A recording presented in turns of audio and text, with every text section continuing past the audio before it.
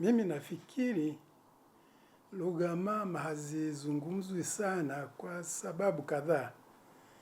Sababu ya kwanza ni matumizi ya Kiswahili kama lugha ya taifa.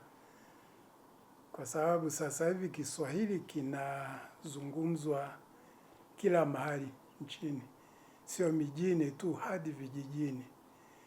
Kwa hiyo watu wengi wanazungumza Kiswahili ili kuwasiliana badala ya kuzungumza lugha mama. Lakini vile vile kuna ndoa za mseto siku hizi. Mgogo anaoa Mhaya, Mhaya anaoa Mruguru na kadhalika na kadhalika. Sasa watoto wanaozaliwa hawezi kuzungumza Kihaya wala Kiruguru wala Kigogo. Anazungumza Kiswahili. Na hicho ni kitu ambacho ni lazima iwe hivyo. Sisemi kwamba ni kitu kibaya. Ni kitu ambacho kwa sababu Watanzania wanaoana hawaoani kwa makabila.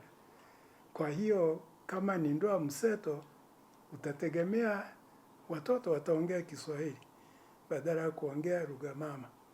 Lakini vile vile watoto wanaozaliwa mjini, hata kama wazazi wao wanaongea lugha moja, bado wale watoto wataongea Kiswahili.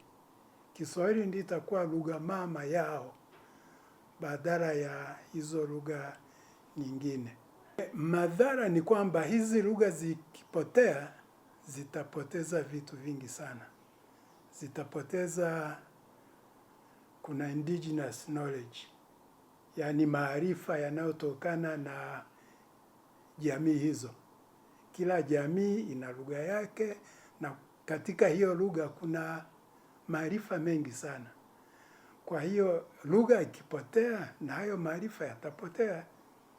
Lakini vile vile watu watapoteza, ningesema labda mizizi yao. Yaani watoto wanaozaliwa wakiongea Kiswahili hawatajua mizizi, chimbuko lao ni nini. Kwa hiyo historia, utamaduni vitapotea pamoja na hizo lugha.